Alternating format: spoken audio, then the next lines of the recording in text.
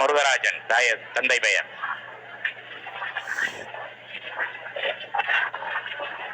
பெற்றெடுத்த தாய்க்கும் தத்தெடுத்த தமிழுக்கும் முதல் வணக்கம்.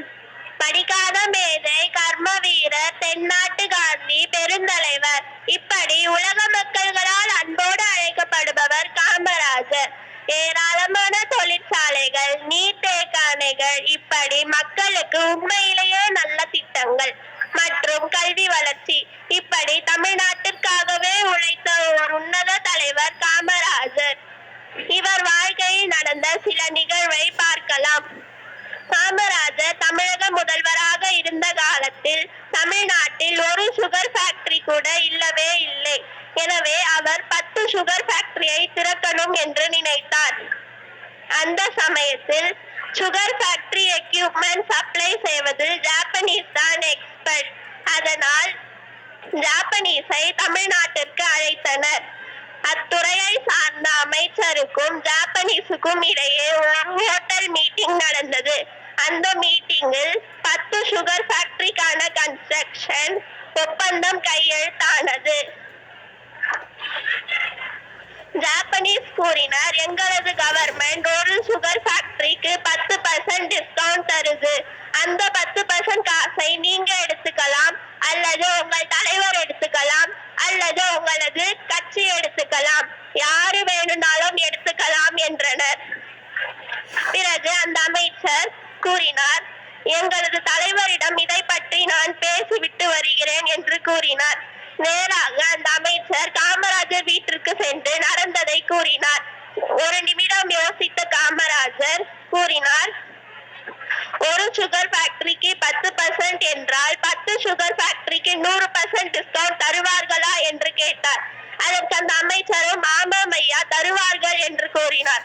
அப்படி என்றால் அதை வைத்து இன்னொரு சுகர் ஃபேக்டரி கட்டலாமே என்றார் காமராஜர். அப்படி கட்டப்பட்டதுதான் மோகனூர் சுகர் ஃபேக்டரி. அடுத்ததாக இந்தியா சைனா வார் முடிந்த காலம் அது. காமராஜர் நேருவை பார்க்க கிளம்பினார். நேரு அப்பொழுது பெரிய குழப்பத்தில் இருப்பதை கண்டார். அப்பொழுது காமராஜர் என்னவாயிற்று என்று கேட்டார். அதற்கு நேரு, ஒன்றுமில்லை ஐயா, நமது ராணுவத்தை பலுப்படுத்த சில ராணுவ ஆயுதங்களை அமெரிக்காவில் இருந்து வாங்க வேண்டும், அதான் என்றிருக்கிறார். அதற்கு காமராஜர், அதற்கென்ன, உடனே காசு கொடுத்து வாங்கலாமே என்றார்.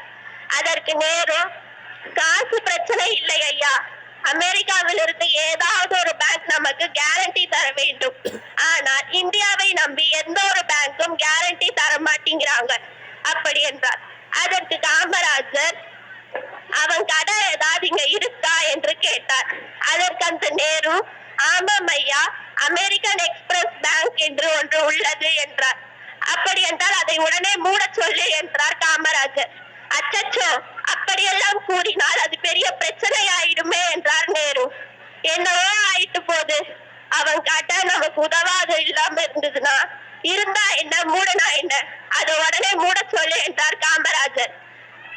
நேருவும் அமெரிக்கன் எக்ஸ்பிரஸ் பேங்கின் சேர்மனை அழைத்து, இந்தியாவுக்கு சப்போர்ட் பண்ணாத உங்க பேங்கை இந்தியா மூட முடிவு செய்துள்ளோம் என்றார். அதற்கு அந்த சேர்மன் அமெரிக்காவில் இருக்கும் ஹெட் ஆபீசருக்கு போன் செய்தார். கேரண்டியும் கிடைச்சிருச்சு, இந்தியாவுக்கு தேவையான ராணுவ பொருட்களும் வந்துடுச்சு.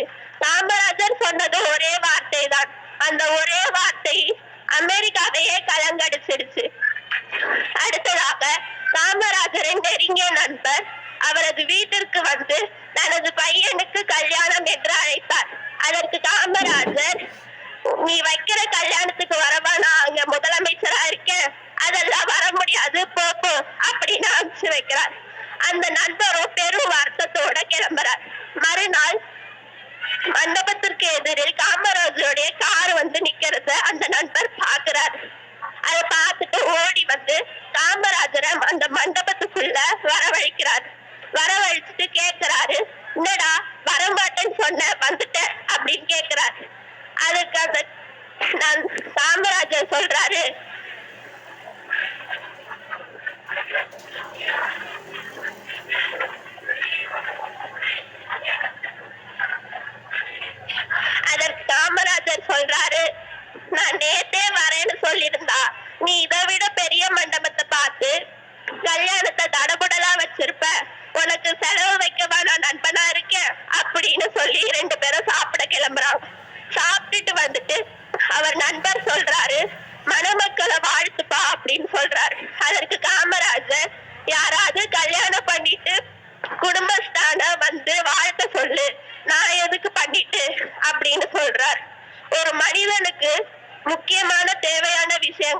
கல்வி, நிறம், செல்வம். இது மூன்றுமே பெரிதா இல்லாத நமது காமராஜர் தன் உலகமே அவரை திரும்பி பார்க்க செய்துள்ளார் என்றார். அது நமது பெருந்தலைவர் காமராஜர் ஆகும். நன்றி.